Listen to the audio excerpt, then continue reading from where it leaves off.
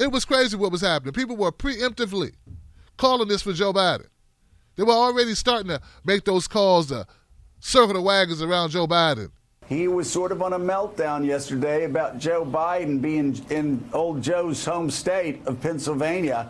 And there was a tweet storm about it. You can tell he's really scared of Biden. And he understands that this year is going to be all about Pennsylvania, Pennsylvania, Pennsylvania, and he has drawn the worst card in Joe Biden if he wants to win Pennsylvania. It says that if you know somebody and you like somebody, you don't care that much about their policy agenda. Yeah. In other words, some of these other people who are brand new, they have to jump up and down and say, listen, Medicare for all 27 times in their speech and Green New Deal 97 times in their speech because they're trying to say, look, I'm in step with the party.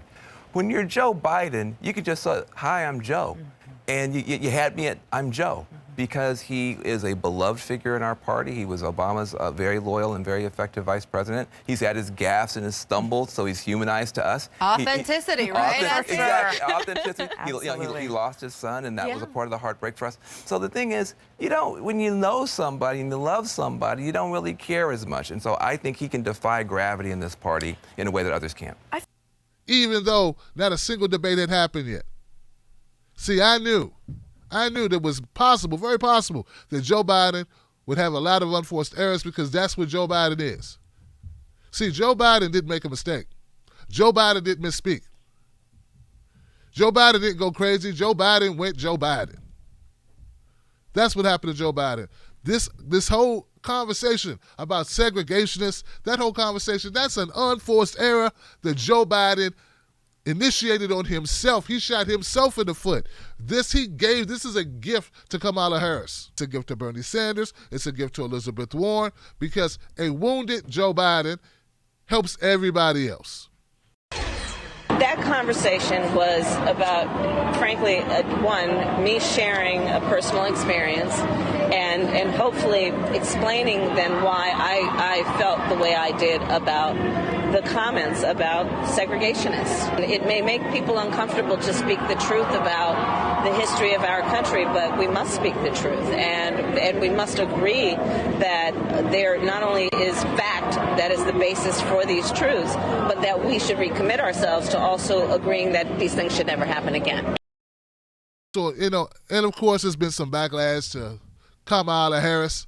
Some people saying that she was wrong for calling out Joe Biden. They said it was a low blow. And it may maybe it is. But this is politics, and there's going to be a lot of low blows. There's going to be a lot of calling out. You cannot make tactical mistakes, whether in language or in deed, on the campaign trail, and not expect your competitors, your opponents, who are also fighting to get the nomination, to use it against you. People talking about, well, this is bad doing the work for the Republicans. That's only because in your mind you already have it made up in your head that Joe Biden is your guy. What they're trying to do now is make Joe Biden look like he's a victim. Joe Biden did a Plaxico Burress and shot himself in the leg. He's not a victim. He's no more a victim than Kamala Harris is a victim. She's not a victim either. Which reminds me, I did a video yesterday about this thing where they're trying to make Kamala Harris a victim, saying that there are a number of people running around the internet calling out her race, her nationality, and using that against her, saying she's not black enough. Well, a number of my black supporters, a lot of my black viewers want me to know this is all fabricated. There are not large amounts of black folks running around the internet. If Kamala Harris knows all the lyrics to Tupac's Hit 'Em Up or Biggie's Juicy. We are concerned about the fact that Kamala Harris said she wouldn't do anything for black people, specifically, to help black people who are at the bottom of the economic ladder. So they're not so much concerned about Kamala's blackness, when they're concerned about policies. They're concerned about Kamala painting herself as being someone who's relatable to the black community, but then when asked, what do you plan on doing for the black community, she says nothing. Hey, look, Tim, we're not the ones that put up these videos with her dancing to Cardi B. She did that.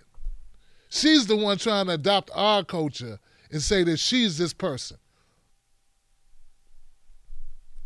And they also wanted me to know that no leaders in the black community that they respect, that they've chosen, have went down the path of attacking Kamala Harris about her blackness or about her past relationships or what have you. So I just want to clear that up. Let people know that's where they stand. They're not falling for the trickery. We're going to focus on policy with Kamala.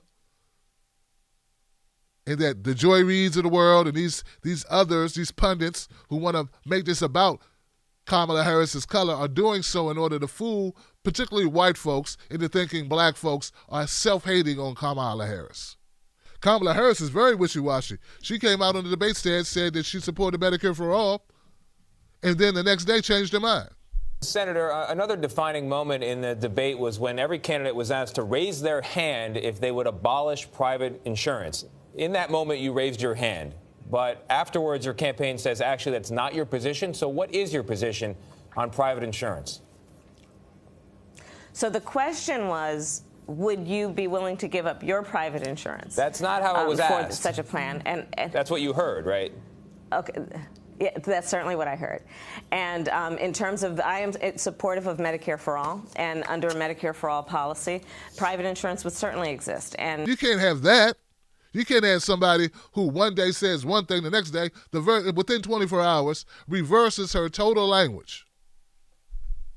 I didn't hear you correctly. No, your handlers and your donors made a phone call and said, what are you doing, Kamala?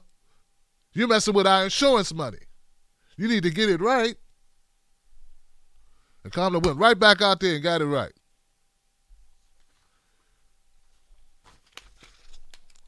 So these people calling Kamala Harris progressive, you need to check yourselves.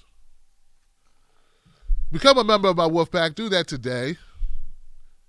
We speak truth to power. We are a community, and we will continue to spread the word through 2020.